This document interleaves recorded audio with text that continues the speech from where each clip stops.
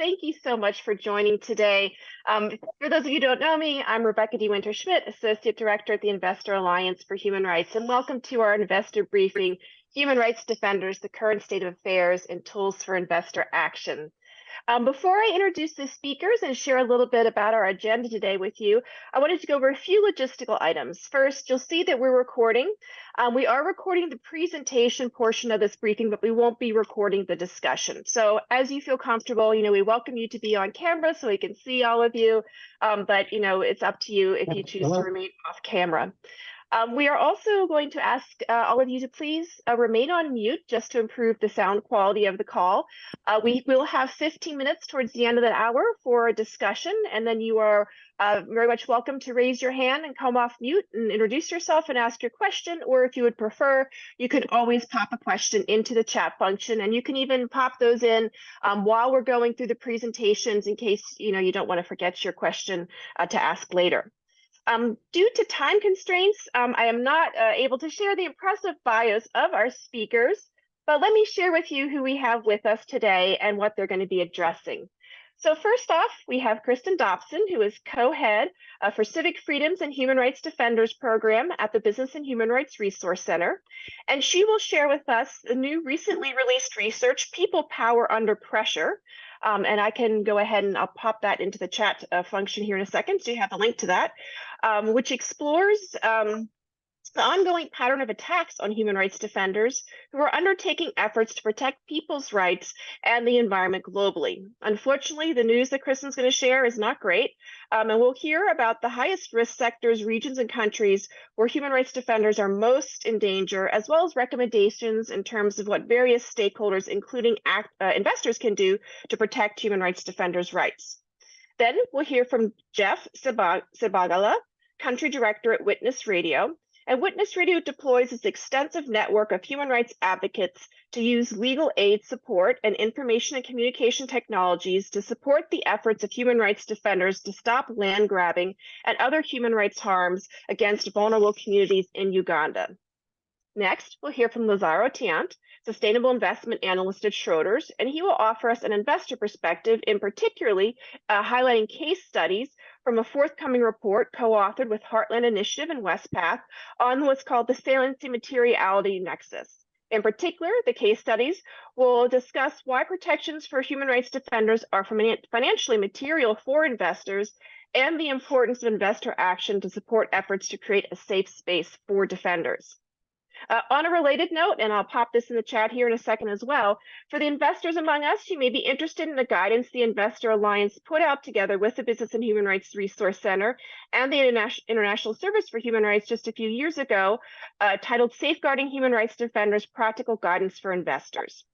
And then finally, speaking of the International Service for Human Rights, we have Ulysses Caro, Program Manager for Business, Land, and Environment from the International Service for Human Rights here with us, and he is going to share a valuable tool for investors and other stakeholders, indicators on how to track businesses' respect of the rights of human rights defenders. And investors can use these indicators in their risk assessments of and engagement with their portfolio companies to identify whether or not those companies are sufficiently respecting the rights of defenders and to push the companies to identify their impacts on defenders and strengthen protections for them. So then thereafter, as I said, we'll have some time for discussion. So without further ado, I'm going to hand things over to Kristen. Thanks, Kristen. Thank you, Rebecca, and it's good to be here with all of you today. As Rebecca said, I'm going to share the findings from our latest research on the scale of attacks against human rights defenders, raising concerns about business worldwide. Next slide.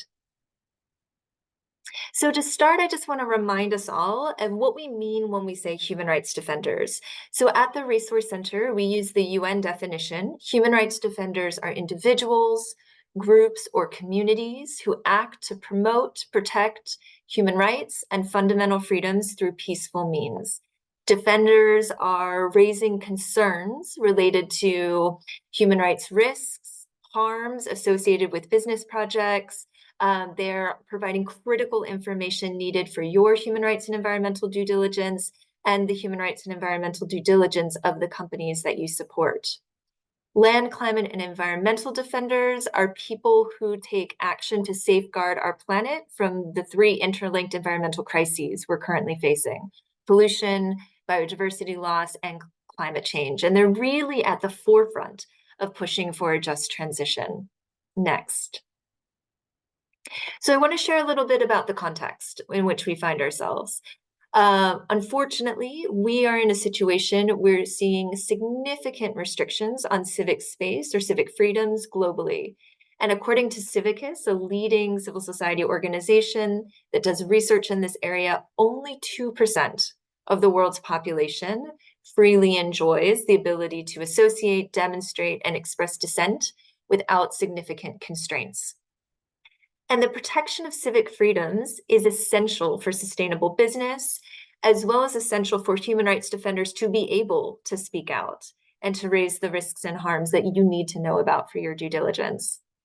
Also, a failure to respect the rights of defenders can lead to project delays and a range of legal, financial, and reputational risks. Next. So in terms of our key findings, we have been tracking attacks since January 2015. And since that time, we've tracked over 5,300 attacks globally. This number is appalling, and we know it's only the tip of the iceberg. We rely on publicly available information to track attacks, and many attacks go unreported publicly. Last year, we identified 630 instances of attacks against people raising concerns about corporate behavior, and these instances affected an estimated 20,000 people. So I mention this because it's not that every attack we track is only against one person. For example, we saw mass charges against garment workers demonstrating over the past year. Over 3/4 of these attacks were against land, climate, and environmental rights defenders.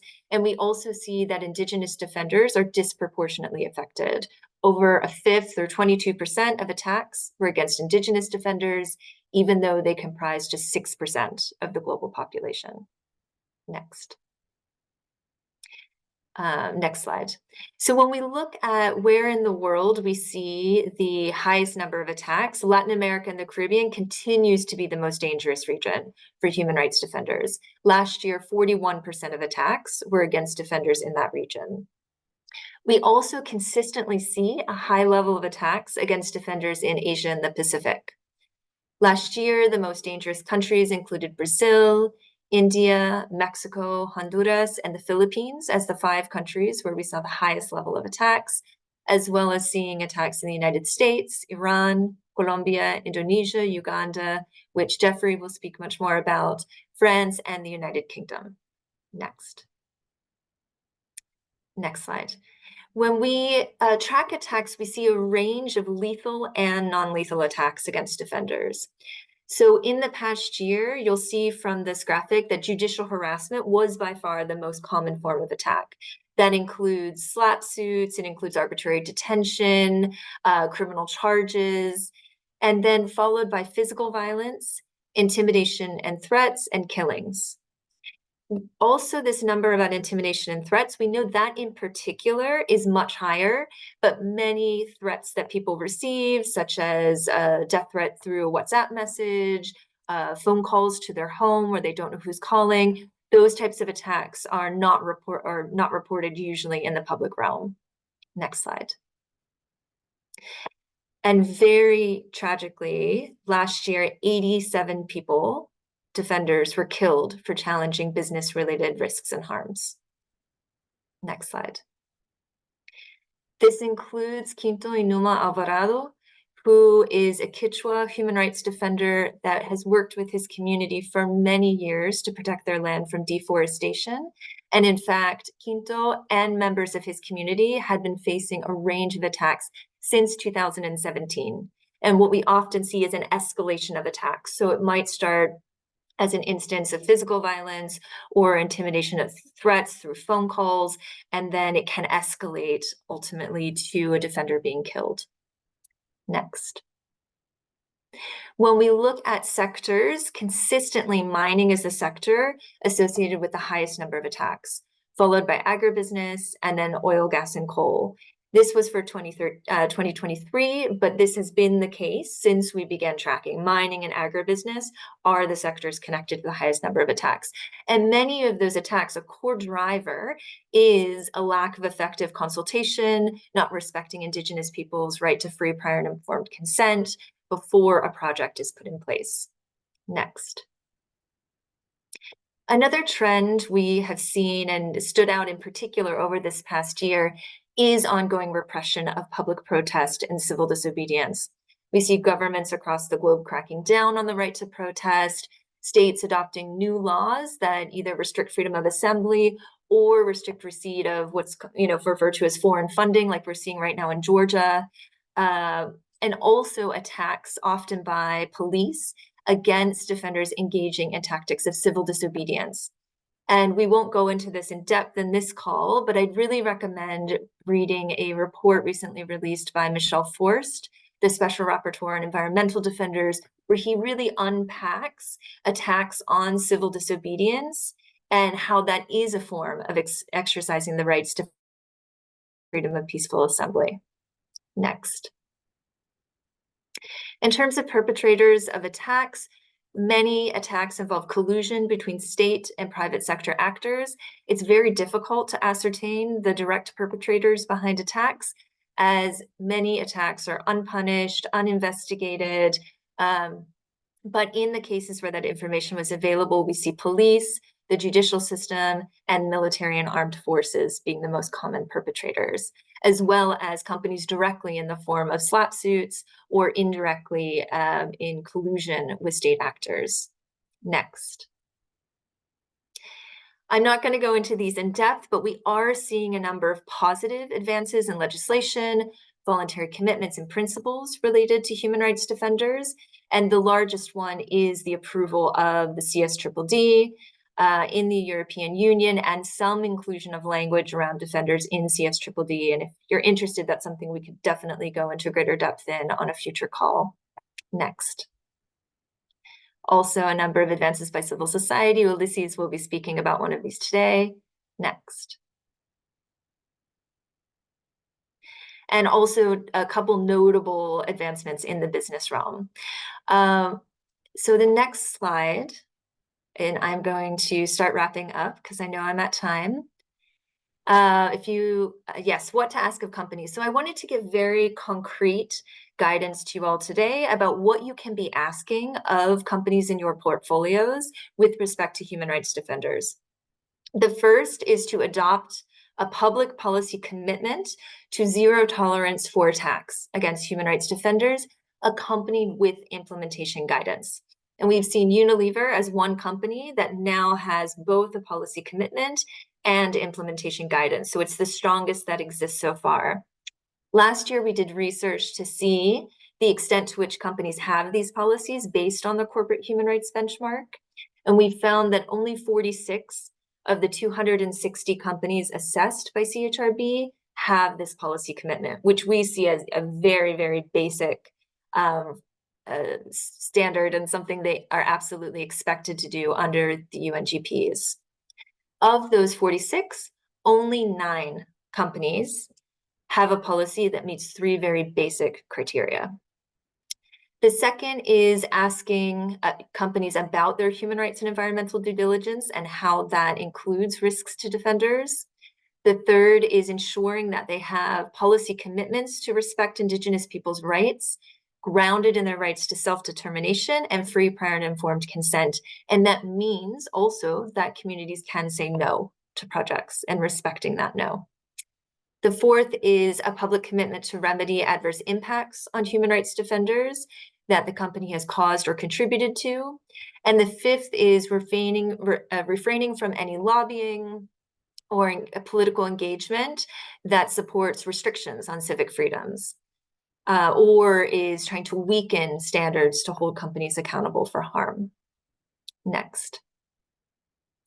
And finally, a few other recommendations for all of you, in addition to asking those, making clear those expectations of companies, having your own human rights policy that commits to not tolerate attacks against defenders, engaging in human rights and environmental due diligence, not investing in companies with a history of human rights and environmental harms and retaliation, and then using your leverage when one of the companies in your portfolio is contributing to attacks against human rights defenders. And I'll stop there and am happy to take questions later. Thanks so much, Kristen. And while certainly very disturbing trends that you highlighted there, at least good to hear that there are some positive developments in terms of some legislative efforts, guidance, and the like that's come out. I did put the link to the guidance that we created a number of years ago, together with the Business and Human Rights Resource Center and ISHR. But I will be asking at the end, because this is a series of webinars, what other subjects we should cover. And certainly, Kristen has brought up a lot of food for thought. So do bear that in mind if you respond to us on that question. So next, I'm going to hand things over to Geoff Ssebaggala, as I said, Country Director at Witness Radio.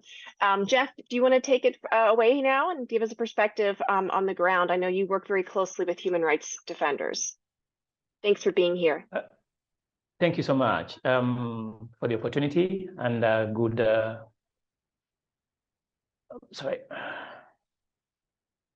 Yes. Good afternoon. Good evening from wherever you are.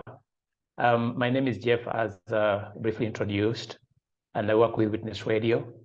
So Witness Radio ideally is based in Uganda, and we work around protecting communities as well as those who are standing out, the community land rights and environmental defenders, especially when they are fighting for environmental rights or land rights. And allow me also to stand on the definition Kristen has shared. I don't want really to go into who is a human rights defender is, so I'll use the definition Kristen based on. So for Witness Radio, for this particular moment, allow me to inform you that Uganda is one of the countries that are inviting investors in the country. But the investment that are being invited in, they fall short on a number of aspects. One, limited on consultations, consulting those who are occupying land, because the government wants to, as I already passed a policy to industrialize the land. And in most cases, those who have been living on that land, whether indigenous or local communities, they are not really consulted. And the free, prior, informed consent aspect is not achieved from onset.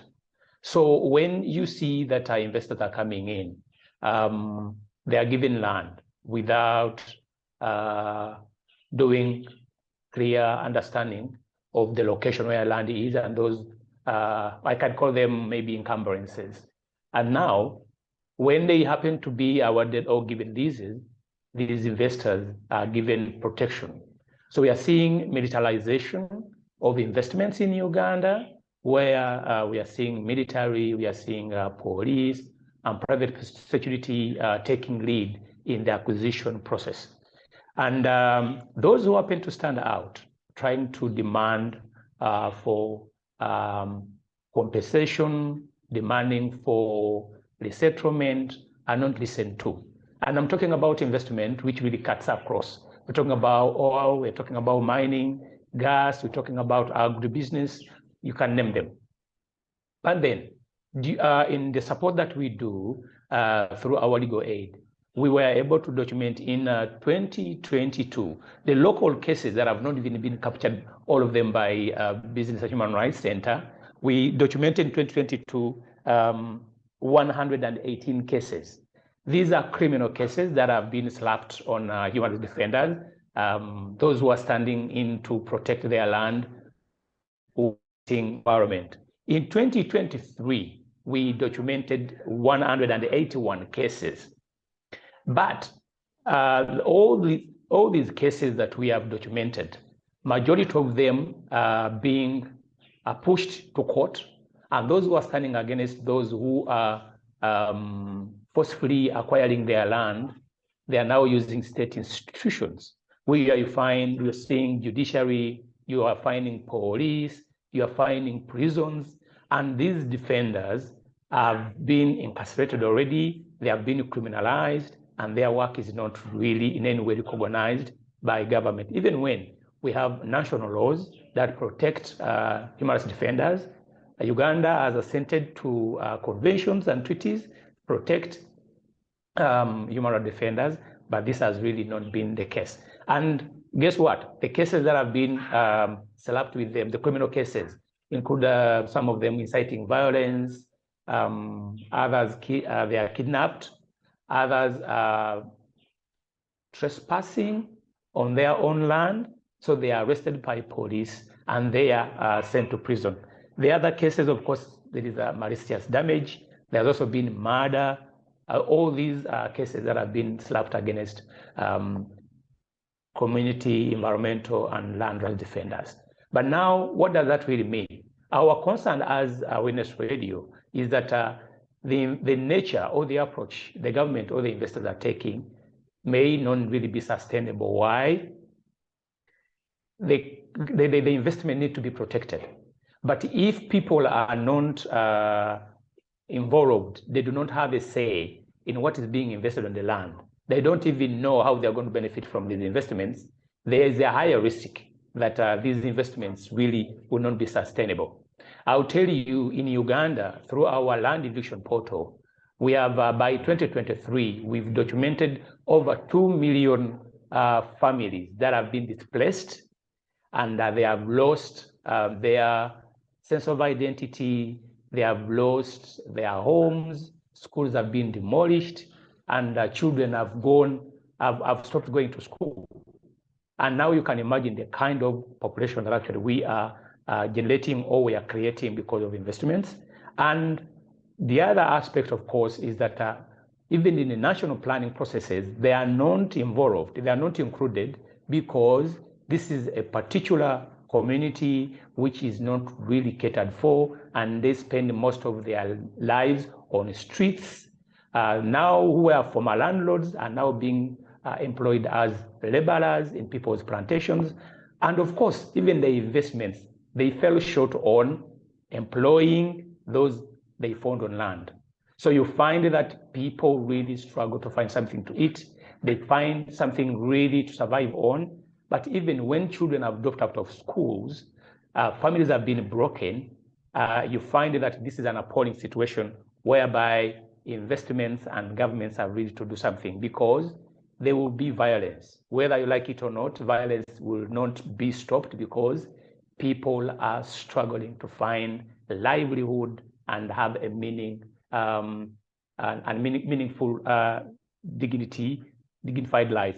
And for that, of course, it puts us really in a question where even when the laws that are really put in place to protect those land rights defenders or environmental defenders are not really used to protect people. And you find even courts really are not really in any way supporting these communities. You find even the companies really are making profits, but these profits are not in any way really to benefit the local people. And our concern is, where else will these people go? And whether this government or investment, really, I think it's time to start thinking about how do we think about communities that have lost their livelihood because of investments, but at the same time also, how do we have them involved? So in the interest of time, allow me to stop at that. If there is any question, thank you. I'll be willing to provide an answer. Thank you so much. Thank you, Jeff. Thank you for that, quite frankly, very disturbing firsthand take of what's happening in Uganda. And I think, the message you gave was really clear, that there can't be sustainable business and investment activities without community engagement, without free, prior, and informed consent. And we'll get back to folks can ask you a few additional questions there when we come to the Q&A, but I think it's a good segue over to Lazaro, who's going to talk to us certainly about the human impacts that we've just heard, if there's not adequate community consultation, but talk to us a little bit also, Lazaro, about what kind of financial impacts can occur if human rights defenders aren't respected. Over to you. Thanks, and thanks for everyone who's listening in, and for those who have already spoke. I think there's a lot that is intertwined with what we're all saying, but through different perspectives. So hopefully it's helpful for you. I would also add that we've done a lot of research in this space, and was mentioned we have some forthcoming research with partners as well. And we'll kind of touch on a high level where we see that nexus of saliency, materiality, and hopefully provide some examples through some of the research we've done that can shed some light on this, as well as give the other context to help this discussion. I would also mention that a lot of how we think about this and what we've done in terms of putting research in place for this is leveraging what's available in the market and doing our own due diligence and research. And so to that end, Business and Human Rights Resource Center has done a lot of good work on some of what I'm speaking about. So would always reference them as a good source of information as well. But thinking about that nexus of saliency and materiality, we try to take a materiality lens to a lot of the research we do, particularly as it relates to human rights, and that spans from workers' rights, responsible ethics and products, digital rights, et cetera. But another area that we focus on is community rights, which I think is really relevant for this conversation. And what we try to do is map, on a sector by sector and industry by industry basis, where there's more materiality and areas that we focus on for community rights, for example, that are deemed very high, include energy as well as materials, to the point that Kristen made about mining being an area where we've seen a lot of issues in the past. We will continue to do so, I believe, particularly as it relates to a lot of projects that continue to move forward as it relates to renewable energy and the energy transition broadly. So we want to keep that in mind on a go-forward basis and provide some examples where this has already happened, right? There's been, as respect to Indigenous rights in particular, which is what I want to touch on, repeated evidence of inadequate respect for Indigenous rights, and that's really been causing detrimental impacts to a lot of the renewable energy projects we've been seeing. And so social disruption that's caused by that kind of infringement can cause delay and cause cancellations to projects or even moving projects. And this isn't something that's new. I think many can reference a lot of the issues that were related to the Dakota Access pipeline. And, while that's not a renewable energy project, it's been a useful reference point for the industry. And over time, there have been, there were numerous delays in its construction, its operational due diligence processes, and operation generally, due to opposition from Indigenous communities, specifically the Standing Rock Sioux tribe. And so them, as well as broad supporters, can really put a dent into the plans that are put forth by companies and affect investors. And in this particular situation, we saw the parent company's stock decline over a period, and the total cost of the project reached about $7.5 billion due to delays. And that's nearly double that predicted initial cost to that. And so the investors, that included banks, had to offload their debt, and fund managers ultimately sold shares at a loss in those companies that are connected with the pipeline, and some eventually going as far as banning investments in the parent company. And so we're seeing investors move on traditional energy. And so as we think about renewable energy, it's an area that we want to continue focusing on. And again, where we've seen risks manifest. And so there is that risk that the development is facing community protests, adverse media coverage, as well as revocation of finances due to that kind of encroachment on protected land. And it really has ripple effects in the issues, leading to weaker cases for projects going forward, as well as overall appetite for investment in certain regions, and even where there's demand for clean energy. When we think about the different areas that have a lot of exposure to this, particularly Indigenous rights for renewable projects, you can see a lot of countries in South America and Latin America, such as Colombia and Honduras, respectively, who have, I believe Colombia has upwards of 13% of their population as part of the Indigenous community, and close to 40% of their land that's held is officially and unofficially considered Indigenous land. And so when we think about that in conjunction with some of the past land allegations, that's quite high. And Honduras similarly has about 16% of their population as Indigenous peoples, and upwards of 30% of its land, Indigenous land. So we want to take that into context when we think about where these projects are being built, and ultimately who's at risk and how large that risk might be. And this is spanning across hydrogen, wind, geothermal, solar, and other projects. So while there are other areas that have been dominating projects today, I think there's a lot of looking forward we can do as the transition speeds up. And I would also mention, this isn't just, maybe an emerging market issue. This is a developed market issue. And sure, the percentage of indigenous land might be less in certain countries. Like, for example, I believe the US, about 6% is indigenous land, but only 2% of the population is indigenous peoples. There's still a risk that's being carried across the board. And so as we think about wind projects, for example, one of the most frequently cited examples of a renewable energy project going wrong is that of Marina Renovables. And so within this case, local communities were blocking progress at the wind projects for upwards of 2 years. This led to its ultimate relocation. And this was in Oaxaca, Mexico. And it was about a 130 plus turbine wind project that was really accused of a failure to obtain free, prior, and informed consent to the points that have been already made, right? And in addition to that, a lack of fair compensation for the indigenous people's lands and the interference with the cultural practices and corruption regarding project permits. And so what would happen there is local communities created physical blockades and filed for non-judicial and legislative action for almost that 2-year period. And eventually the project, which was upwards of 1.2 billion, was relocated and renamed. And ahead of that relocation, the Mexican government initiated a consultation process.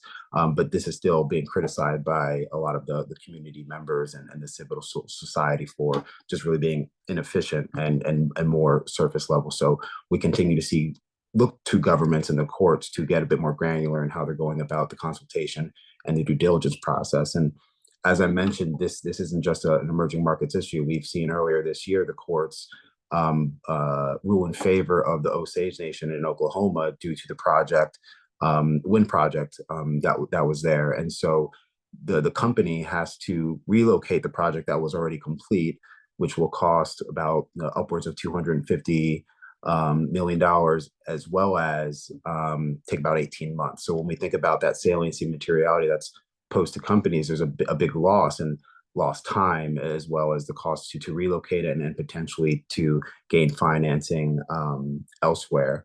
And as I also mentioned, there's going to be examples of this on a go-forward basis where there are new projects coming online, such as hydrogen, for example. We've seen issues. I mentioned Honduras is an area where there's quite a bit of indigenous land and a concentration in their population that's indigenous people. There was an indigenous community leader that has been protesting the Agua Zarca hydro project, which is basically claimed similarly the company had failure to obtain free, prior, and informed consent to the Lenca people. And so within this case, a human rights defender was killed on site, and that triggered a large questioning of the security of renewable energy projects, so much that a Dutch development bank that was involved in the project from a capital and investment standpoint took on their own assessment and ultimately exited the projects once they found that there was not a free, prior, informed consent obtained prior to project approval.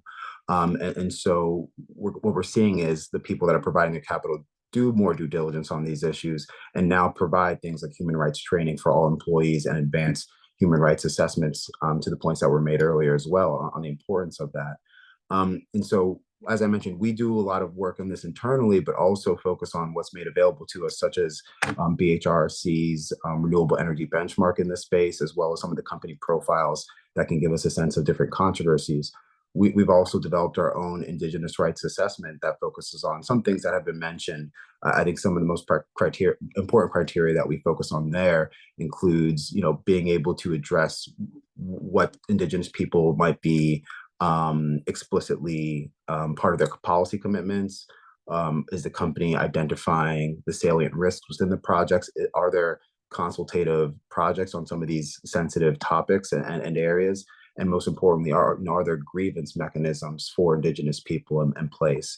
When we think about grievance mechanisms and we think about this at the company level, we're looking for it not only for employees, but also for external individuals and communities. And to that end, we think basic practices to have this available in local languages and having mechanisms through which individuals and communities who may be adversely impacted by these projects or overall the supply chain can raise complaints or concerns. And really what we see as best practices for the companies are to evaluate the effectiveness of what they've put in place, as well as disclose openly where they have concerns going forward. So just to be conscious of time, I'll pause there, and if there's questions later on, I'm happy to take them. No, thanks, Lazaro. And I think you've made the case very clear. I mean, no one's going to win in the long run if we're not respecting the rights of communities that are impacted by projects, to include Indigenous communities. And I appreciate you also calling out that this is not just an issue in emerging markets. But let me hand it over to Ulysses, because I think he's going to share with us the indicators that ISHR has recently developed, which could be of great use, I think, to investors in terms of doing some of that assessment that Lazaro was talking about, to make sure they've got the right policies, processes in place that are having the intended impacts. So Ulysses, over to you. Thank you so much, Rebecca, and also thank you for the other panelists, because give a really great context on why we are also developing these indicators. And also, I see that some of you were also in the launching event when these indicators were published. So I won't repeat a lot of what was said, but I think that what is important to say is that these indicators are not in the vacuum. I mean, it's not something that was just developed. It really builds on a lot of things that has been happening in the last recent years, and it's also like a kind of a repetition of where like the business activities, but also like investments need to move forward. Just to give also more context, since already 2018, also with the Business and Human Rights Research Center and ISHR published this shared space document, where we already put some of these elements. And since then, there has a lot of things happening also at different spaces. We also have the UN Working Group guidelines on guidance on respect of human rights defenders that also builds up on these issues. And really, the indicators is just like a matter of continuation of this work. Going maybe a little bit more on the content, you will see that there are 10 different sections that really builds up some issues that already Lazaro laid up. From zero tolerance commitments and policies to human rights due diligence, transparency and accountability, grievance mechanisms, access to remedy. But also how we are also asking for requirements similar to other suppliers, and also specific indicators for investors. I would really like you to go and check indicator number 9, because there are specific things that we are putting there for investors. Also, the idea of these indicators is to clarify a little bit of like already these existing documents, but also responsibilities that are already out there and that you already know. So it's also a tool that you can use, as Rebecca was mentioning, to really make sure that you are asking to other business partners whenever you are deciding to invest in something.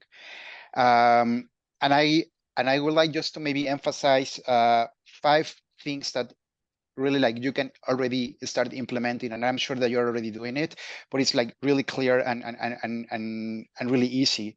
The first one is to include these elements, to include these indicators in the decision-making process and an assessment whenever you are analyzing where and how to invest. Second is to really communicate these expectations to your business partners. Third one is to continue monitoring the implementation of these expectations. And I think that this is also important. Like this has to be an exercise that is continuous. And it's not only that you should only require at the beginning of your relationship. It should be also something that continuously you are asking and providing. The fourth, asking for information. I think that we can develop a lot of indicators, we can develop a lot of tracking measures, we can develop a lot of things that can help you to identify where to move, where to go, but we also need information. And I think if you also require the businesses to provide that information and to make it public, it will also facilitate this tracking process, but also facilitates you to monitor these implementations. And the fifth one, and I think it's one of the most important one, is that you should establish clear red lines. And I think one of those red lines should be any participation on any knowledge that there is any relationship of a business in the commission or contribution of SLAPs, of strategic lawsuits against public participation.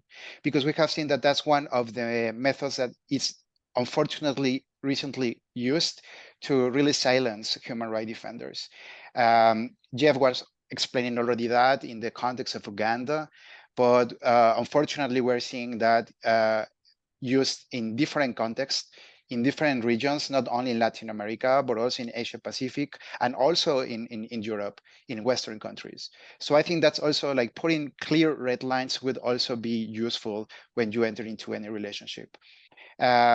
We also developed this poster that you can see. It's available in English and Spanish, that really like captures what are the main elements that the indicators have. And while we do not have the intention to really start tracking how there is an implementation of these indicators, we hope that the existing benchmarks and mechanisms that already Lazaro mentioned can also integrate these indicators. I will just like finish because I also want to hear from you and also to see if there is any questions. Just to mention that in the same way that we're asking information to businesses, we are also asking information from you. I think that also providing information from investors on how you are looking at these indicators, what you're implementing, and also if you are requiring this kind of expectations to businesses is so useful for any benchmarking, but also to know that you are actually doing something. We really want to move from the no harm principle to really to take some action. And also we need from you in that sense. So I will stop there, Rebecca, and also happy to hear if there is any comment or question. Yeah, thanks, Ulysses. And just wanted to also throw out another way that investors can use this is to talk to their ESG data providers, to ask the data providers to take these types of like examples of good practice into account when ranking company on their performance in terms of ensuring that they're not harming human rights defenders and other vulnerable communities. So yeah, thank you so much, Ulysses. And I have to say, I love the poster. It's very colorful. I like it. Okay, on that note, why don't we open it up? We've covered a lot of information here. We will also, I should note, be sharing out a recording